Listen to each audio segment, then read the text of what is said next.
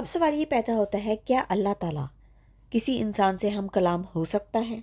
یا کسی انسان سے جب اس نے کوئی کام لینا ہوتا ہے تو وہ کس طرح سے اس کی رہنمائی فرماتا ہے؟ تو اب آپ دیکھتے ہیں کہ اللہ تعالیٰ فرماتا ہے کہ اول تو یہ ناممکن بات ہے، لیکن 3 ایسے طریقے ہیں جس سے اللہ تعالیٰ جو ہے وہ لوگوں کی رہنمائی فرماتا ہے۔ پہلا، وحی کے ذریعے سے۔ اب یہ وحی وہ وحی نہیں ہے جو حضرت جبرائیل علیہ السلام اللہ تعالیٰ کے حکم سے زمین پر لے کے اترتے ہیں، بلکہ یہ وہ وحی ہے جو حضرت موسیٰ علیہ السلام کی ماں کے دل میں بات آ گئی تھی۔ یعنی کہ کبھی بھی جب انسان کے دل میں اچانک سے کوئی بات آ جاتی ہے تو وہ بھی وحی کی صورت ہو سکتی ہے، جس کو الہام یا القا کہا جاتا ہے۔ دوسرا طریقہ ہے پردے کے پیچھے سے۔ یہ وہ طریقہ ہے جو حضرت موسیٰ علیہ السلام سے اللہ تعالیٰ ہم کلام ہوا۔ جب وہ کوہ طور پہاڑ پر جاتے تھے تو اللہ تعالیٰ جو ہے وہ پردے کے پیچھے سے ان سے ہم کلام ہوتا تھا۔ اس کے علاوہ 70,000 فرشتے ان کے درمیان ہوتے تھے۔ اور تیسرا طریقہ وہ ہے جو تمام انبیاء علیہ السلام کا طریقہ ہے، یعنی کہ وحی کے ذریعے سے جو حضرت جبرائیل علیہ السلام اللہ تعالیٰ کے حکم سے زمین پر پیغمبروں اور رسولوں کے لیے لے کر اترتے ہیں۔ تو یہ 3 طریقے ہیں جن سے اللہ تعالیٰ اپنے بندوں سے ہم کلام ہوتا ہے۔ اس کے علاوہ ایک طریقہ خوابوں کے ذریعے سے بھی ہے کہ کچھ لوگ اللہ تعالیٰ کے ایسے نیک اور برگزیدہ ہیں کہ اللہ تعالیٰ جب ان کو کوئی بات سمجھانا چاہتا ہے تو خوابوں کے ذریعے سے بھی ان کو سمجھا دیتا ہے۔ یہاں پہ ایک آیت ہے، سورۃ نام کی آیت نمبر 59، جس میں اللہ تعالیٰ کہتا ہے کہ غیب کی جو کنجیاں ہیں، جو ظاہر اور باطن کو جانتا ہے، وہ صرف میں ہوں۔ کوئی چیز جو ہے وہ میری مرضی کے بغیر نہیں ہل سکتی، یہاں تک کہ پتا بھی۔ مجھے پتا ہوتا ہے کون سا دانہ کب، کہاں اور کس جگہ گرے گا۔ وہ دانہ تاریکی میں گرے گا، خشکی میں گرے گا یا تر میں گرے گا۔ یعنی کہ ہر ظاہر اور باطن کو جاننے والی جو ذات ہے وہ اللہ تعالیٰ ہے، اور ان سب کا علم جو ہے وہ ایک کتاب میں لکھا ہوا ہے، جسے کتاب مبین کہا جاتا ہے۔ آپ دیکھیں گے کہ دوبارہ اس آیت میں اسی چیز کی طرف اشارہ کیا ہے کہ کفار کہتے ہیں کہ قیامت کب آئے گی، تو نبی کریم صلی اللہ علیہ وسلم یہاں پہ اللہ رب العزت کی قسم کھا کر کہتے ہیں کہ وہ رب جو علم غیب رکھتا ہے کہ وہ ضرور قیامت تم پر مسلط کرے گا، کیونکہ وہ ہر چیز کا جاننے والا ہے۔ آسمانوں اور زمین میں جو کچھ بھی ہے، اس کا علم صرف اور صرف اللہ تعالیٰ کی ذات کو ہے۔ یہاں پہ اللہ تعالیٰ قیامت کا واقعہ بیان کر رہے ہیں کہ قیامت کا امر تو ایسے ہے جیسا کہ آنکھ کا جھپکنا، بلکہ وہ اس سے بھی زیادہ قریب ہے۔ اب اس آیت میں غیب کا علم بتانے کے لیے اللہ تعالیٰ ایک بات کی طرف اشارہ کرتا ہے۔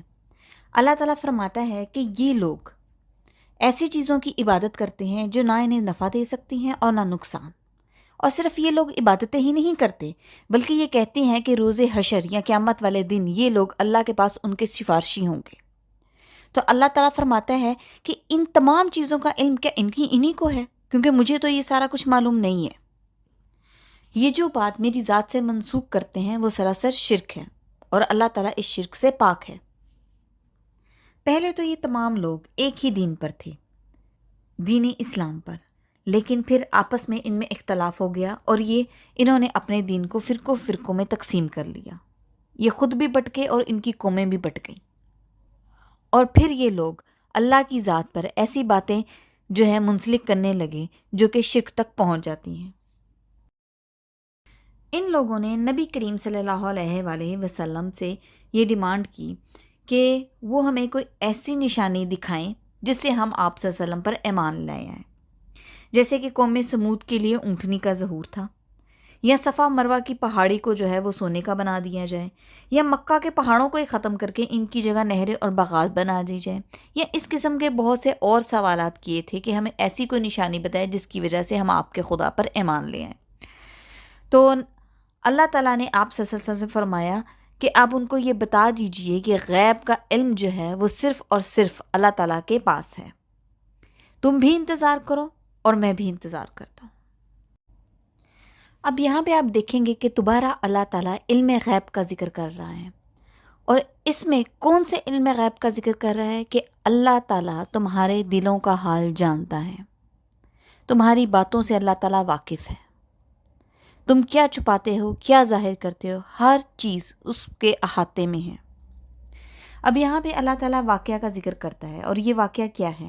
اللہ تعالیٰ فرماتا ہے کہ ان میں سے بہت سارے ایسے لوگ ہیں جنہوں نے اللہ تعالیٰ سے عہد کیا تھا کہ جب اللہ تعالیٰ ان کو نوازے گا تو وہ اس میں سے خیرات اور صدقات کیا کریں گے، لیکن جب اللہ تعالیٰ نے انہیں اپنے فضل سے نوازا تو پھر وہ کیا کرنے لگے؟ ٹال مٹول کرنے لگے۔